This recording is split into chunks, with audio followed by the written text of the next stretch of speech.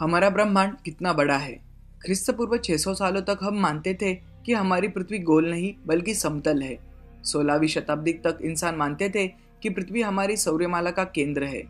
परंतु आज मनुष्य ने हमारी सौरमाला और ब्रह्मांड के बारे में कई सारी चीजें जान ली है। हमारा सूर्य हमारी सौरमाला का केंद्र है और हमारे सौरमाला के ग्रह सूर्य की परिक्रमा करते हैं।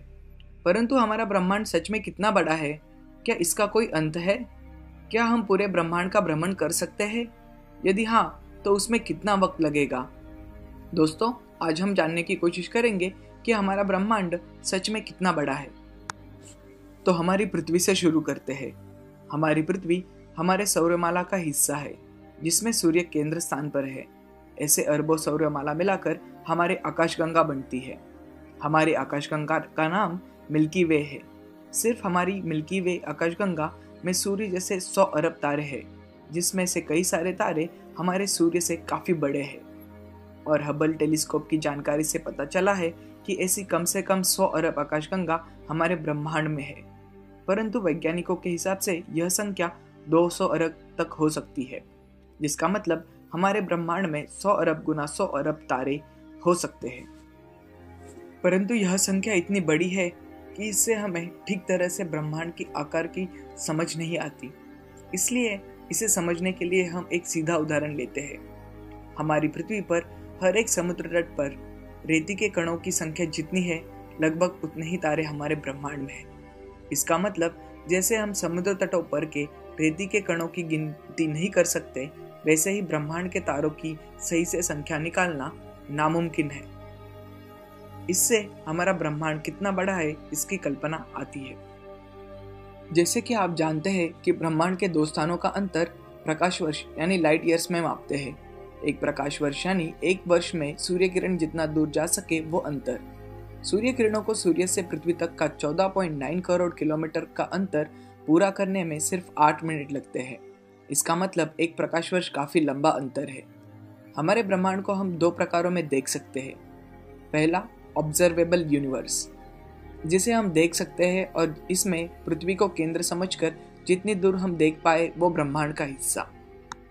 तो देखते हैं यह ऑब्जर्वेबल यूनिवर्स कितना बड़ा है। मानो कि यह हमारा ऑब्जर्वेबल यूनिवर्स है। इसमें हमारी पृथ्वी को हम केंद्र समझते हैं, जहाँ से हम ब्रह्मांड के चारों ओर देख रहे हैं। हमारी पृथ्वी हमारी सौरमाला का हिस्सा है और ऐसी कई सौरमालाएं हमारे आकाशगंगा में है।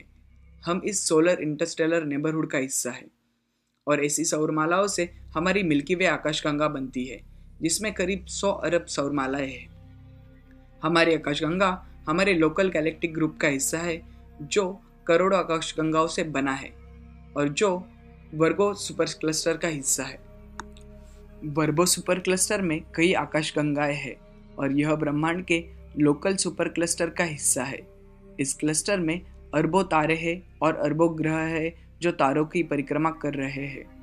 यह लोकल सुपर क्लस्टर हमारे ऑब्जर्वेबल यूनिवर्स का एक छोटा सा हिस्सा है। तो ये था ऑब्जर्वेबल यूनिवर्स। अब देखते हैं दूसरा प्रकार, होल यूनिवर्स, यानी पूरा ब्रह्मांड।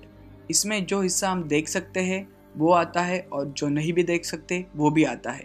जैसे कि हम जानते हैं कि हमारा ब्रह्मांड 13.8 अरब साल पुराना है। हमारे पास सूर्य किरण पहुँचते हैं तो हमें चीज़ें दिखाई देती है। इसका मतलब हमारा ऑब्जर्वेबल यूनिवर्स में हम किसी भी और देखते हैं तो ज़्यादा से ज़्यादा हम 13.8 अरब प्रकाश वर्ष देख सकेंगे। यानी हमारे ऑब्जर्वेबल यूनिवर्स का डायमीटर लगभग 27 अरब प्रकाश वर्ष जितना बड़ा है। परंतु यह सही नहीं है। हमारे ब्रह्मांड का प्रसरण हो रहा है, यानी वो एक्सपांड हो रहा है। इसलिए अगर 13.8 अरब साल पहले के तारे की किरणें आज हमें दिखाई देती है, इसका मतलब वह तारा और दूर जा चुका है। हमारे ब्रह्मांड का एक्सपांड यानी प्रसरण होने की गति बढ़ रही है। इस हिसाब से हमारे ऑब्जर्वेबल यूनिवर्स का डायमीटर लगभग 93 अरब प्रकाश वर्ष होगा, ऐसा वैज्ञानिक मानते हैं। रही बात पूरे ब्रह्मांड की, जिसे हम देख नहीं सकते क्योंकि इसकी प्रकाश किरणें हमारे तक अभी तक नहीं पहुंची। इसका मतलब हम ऑब्जर्वेबल यूनिवर्स के आगे नहीं देख सकते। परंतु क्या कभी हम इसके आगे देख पाएंगे? उसके लिए हमें क्या करना होगा? जैसे जैसे हमारा ब्रह्मांड पुराना होता जाएगा, हमारे पास प्रकाश किरण जो 13.8 अरब प्रकाश वर्ष से भी दूर है, वो पहुंचते जाएंगे। इसका मतलब हमें सिर्फ वक्त बीतने की राह देखनी है। जैसे जैसे वक्त बीतेगा वैसे धीरे धीरे हमारा ब्रह्मांड का अनदेखा हिस्सा दिखाई देने लगेगा। दोस्तों, तो आपको क्या लगता है ब्रह्मांड के आकार के बारे में, ये कमेंट में ज़रूर लिखें। अगर आपको ये वीडियो पसंद आया तो इसे लाइक, शेयर और कमेंट ज़रूर करें। और ऐसे ही कई इंटरेस्टिंग वीडियोस के लिए हमारे थॉटफुल इंडियन चैनल को ज़रूर सब्सक्राइब करें। Thank you.